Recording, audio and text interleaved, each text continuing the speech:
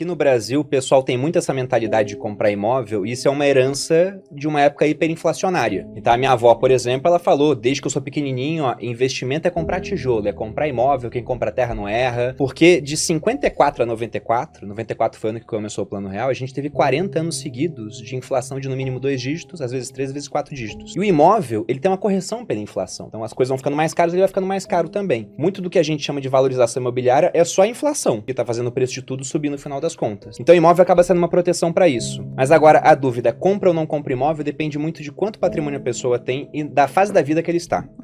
Lá atrás, vários amigos meus fizeram financiamento. Os caras estão pagando até hoje. Se eu tivesse feito financiamento quando a gente começou a morar junto, eu teria comprado um apartamento no Rio de Janeiro, que é um local que eu não quero mais morar. Esse apartamento não atenderia a gente mais, porque simplesmente vai mudando a prioridade da família. Nossa vida mudou, Nossa vida mudou. Ia comprar apartamento pequeno, daqui a pouco vai ter filho. Mudaram, Então não ia caber. A gente mudou de cidade, mudou de emprego. Lógico que eu poderia revender esse apartamento, mas o ponto é também o que eu fiz com o dinheiro. Porque na hora que eu compro um apartamento, eu tô imobilizando. Se eu não fizer um financiamento, que é uma ótima hipótese, quase todo o capital que eu teria em uma única aplicação, digamos assim.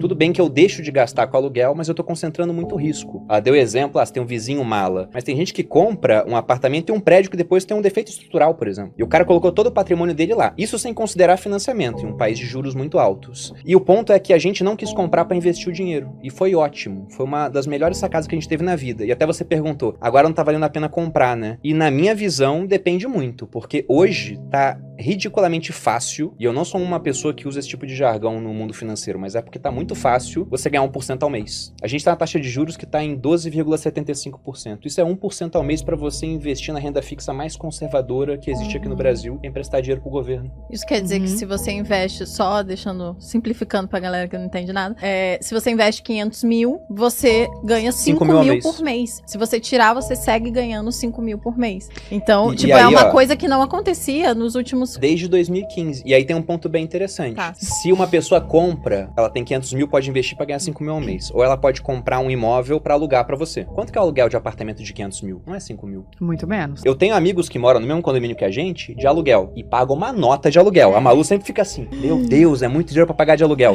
Só que esse mesmo dinheiro investido rende mais do que o dobro pra eles. Entendi. Então eles botam o dinheiro em fundo imobiliário, por exemplo, que tá pagando também vários 1% ao mês. Eles tiram dinheiro, pagam o aluguel e ainda sobra um dinheirão. Eu não sou contra alguém comprar uma casa. Não é isso. Mas é que o brasileiro compra muito mal. Porque o que ele faz? Ele não tem dinheiro, ele dá aquela entrada mínima e aí faz um financiamento que pra caber no bolso ele vai parcelar em 35 anos. Aí paga 5 casas. Não, o cara vai pagar 2 casas, não vai chegar a pagar 5. Só que ele tá pagando um caminhão de juros pro banco e depois o pessoal fala, nossa, o lucro do banco é bilionário.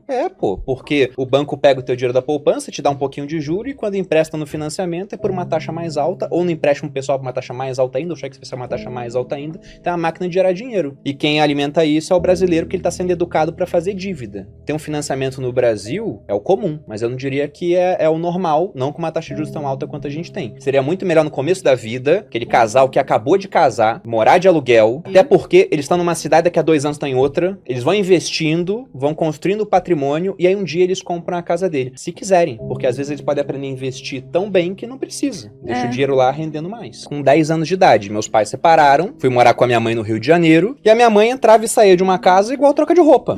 Minha mãe é uma ótima pessoa, mas ela tinha um total descontrole com a parte financeira. Os meus pais, quando separaram, o meu pai era um cara que não ligava pra dinheiro, e a minha mãe era uma pessoa que tinha descontrole com o dinheiro. Ele era desligado, ele não consumia muito, ele só era desligado, e ela era descontrolada. Na época, quando eles separaram, meu pai ficou com dívidas que compravam um imóvel. E aí ele ficou com essa dívida, minha mãe foi sem a dívida e fez um monte de dívidas novas, e meu avô sempre tapando buraco. Não, pra vocês entenderem. E eu vendo aquilo, eu falei, eu não quero que isso aconteça comigo, pô. Eu não queria que isso acontecesse na minha vida. E aí, eu sempre falei, desde pequeno, eu vou ser rico. Eu sempre falava isso. A minha avó fala que quando eu tinha, sei lá, uns 10 anos, 10, 11 anos, foi a época que o real, ele varia 1 para 1 com o dólar. Em 98 deixou de valer. Foi direto, né, 2 para 1. Eu fazia a conta e falava pra minha avó, vou ter tantos dólares quando for mais velho. Tantos dólares, não sei o quê. Daí minha avó, mas por que dólar? Se a nossa moeda é o real, daí eu falava, porque o dólar vale mais. Por que eu fui pro exército? Porque com 17 anos eu não sabia o que fazer da minha vida. Aí eu pensei, faço direito, faço educação física. E aí tinha um concurso do exército que era um ano antes dos outros, porque você passava no segundo ano pra fazer o terceiro no exército, enquanto os outros era fazer o terceiro e ia pra faculdade.